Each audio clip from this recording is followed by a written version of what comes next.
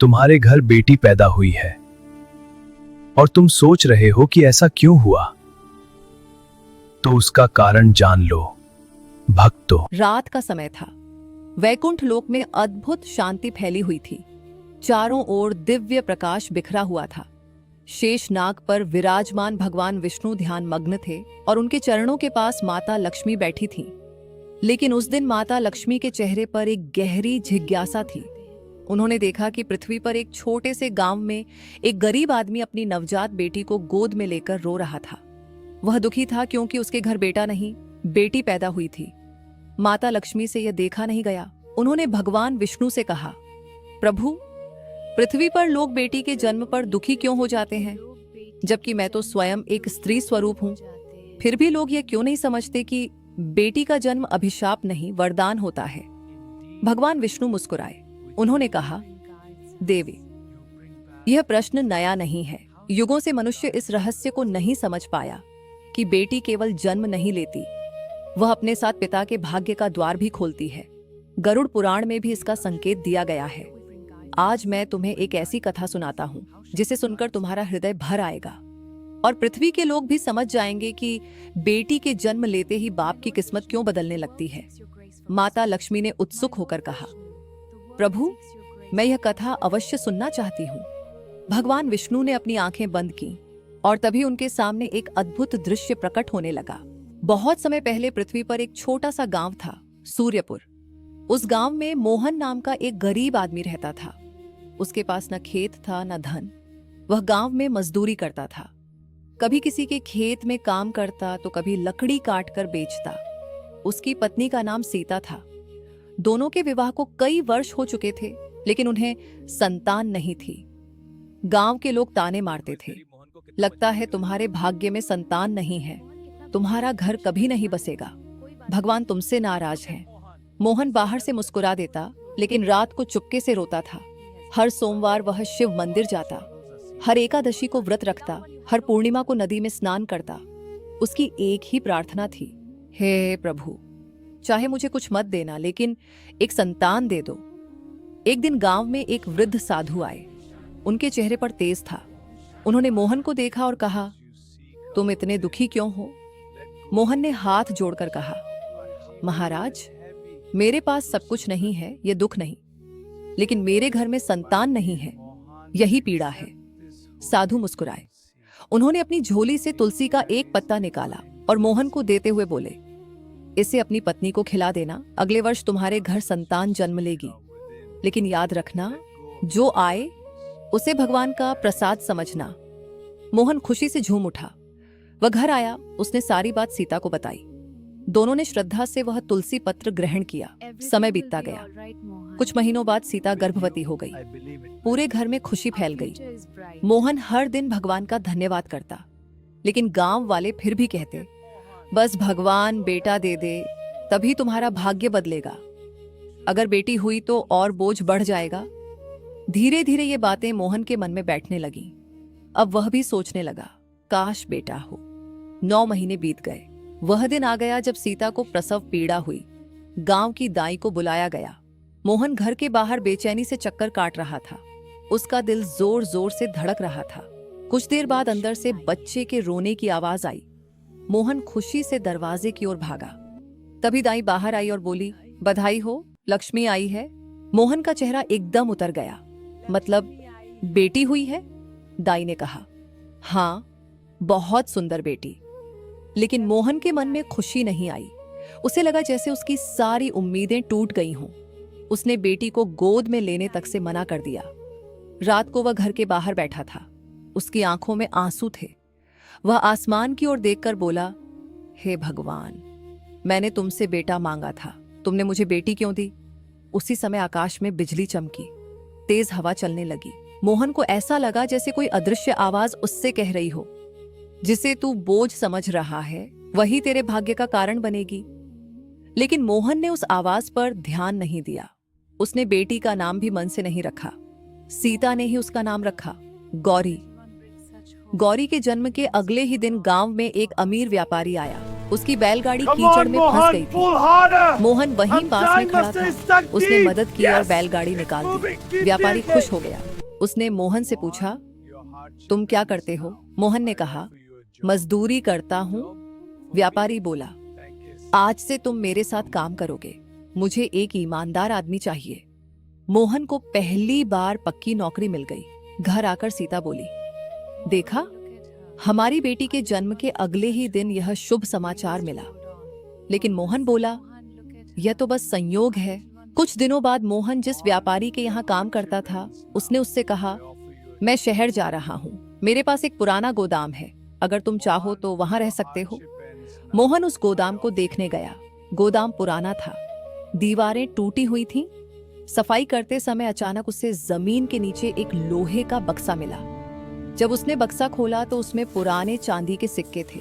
मोहन घबरा गया। उसने सब सिक्के व्यापारी को दे दिए। व्यापारी उसकी ईमानदारी देखकर दंग रह गया। उसने कहा, तुम चाहो तो आधे सिक्के रख लो। मोहन ने मना किया। तब व्यापारी बोला, नहीं, यह तुम्हारा अधिकार है, ईश्वर ने तुम्हें भेजा है।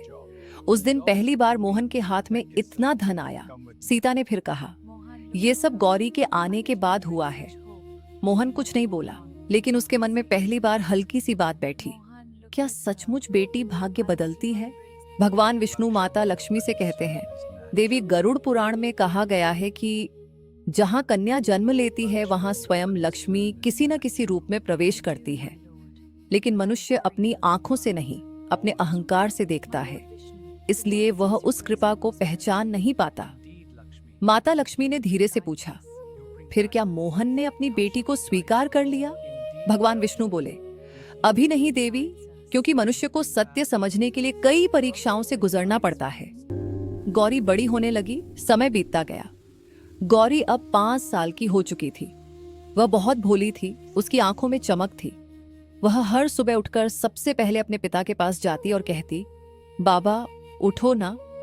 लेकिन मोहन उसे उतना प्यार नहीं देता था। वह सिर्फ इतना कहता, जा अपनी माँ के पास जा। गौरी उदास हो जाती।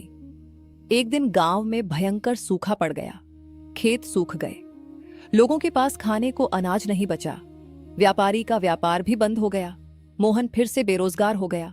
घर में खाने के लिए सिर्फ 2 रोटियां बची थीं। सीता ने कहा, ये तुम खा लो। मोहन बोला, नहीं, तुम और गौरी खा लो। तभी छोटी गौरी बोली, बाबा मुझे भूख नहीं है, आप खा लो। मोहन की आंखें भर आईं। पहली बार उसे लगा कि यह छोटी सी बच्ची उससे कितना प्यार करती है। उसी रात गौरी चुपके से घर से बाहर निकली। वह गांव के मंदिर में गई। भगवान जी, मेरे बाबा बहुत दुखी हैं, आप उनका दुख दूर कर दो, मुझे कुछ नहीं चाहिए। मंदिर में बैठे बूढ़े पुजारी ने यह सब सुन लिया। अगले दिन उन्होंने मोहन को बुलाया और कहा, तुम बहुत भाग्यशाली हो। तुम्हारी बेटी ने भगवान से अपने लिए नहीं, तुम्हारे लिए प्रार्थना की है। ऐसी संतान हर किसी को नहीं मिलती। मोहन कुछ देर तक चुप रहा, लेकिन फिर भी उसके मन का अंधेरा पूरी तरह नहीं गया। एक रात मोहन को एक विचित्र सपना आया। उसने देखा कि वह एक अंधेरी जगह पर खड़ा है। उसके सामने 2 रास्ते हैं। एक रास्ता उजाले की ओर जा रहा है, दूसरा अंधेरे की ओर। तभी वहां एक दिव्य पुरुष प्रकट हुए। उनके हाथ में गदा थी।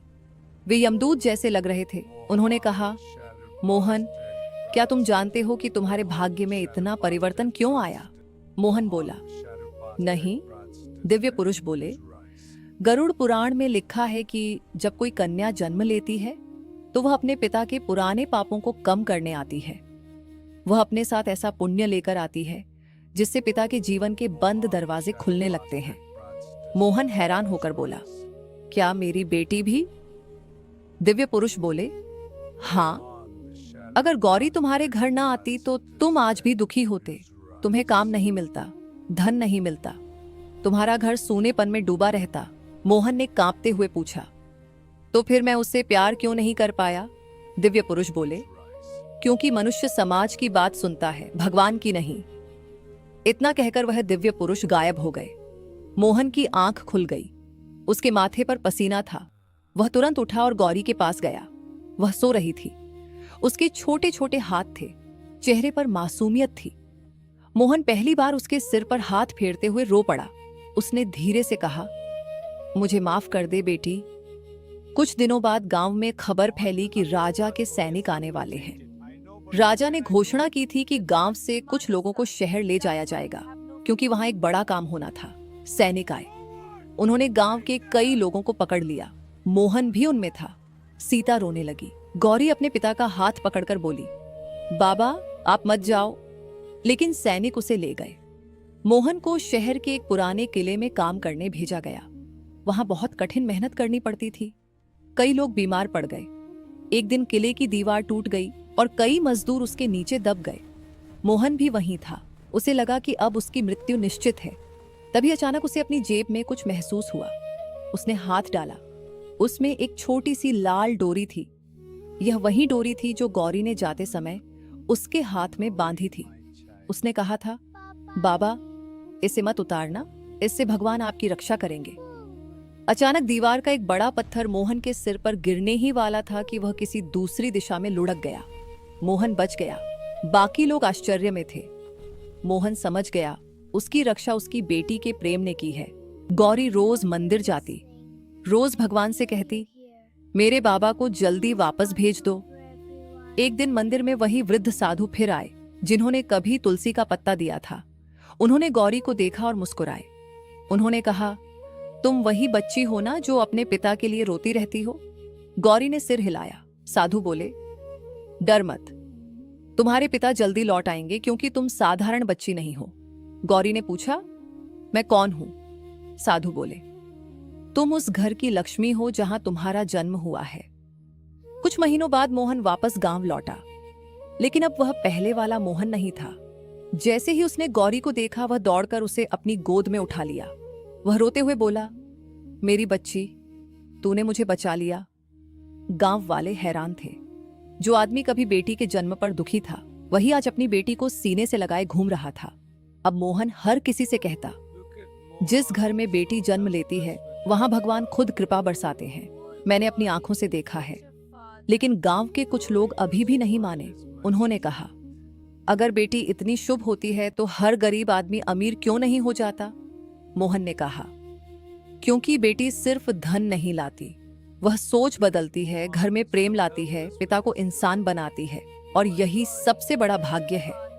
भगवान विष्णु बोले, देवी, गरुड़ पुराण में एक स्थान पर कहा गया है कि जो व्यक्ति कन्या का सम्मान करता है उसके घर में सुख, शांति और समृद्धि बढ़ती है।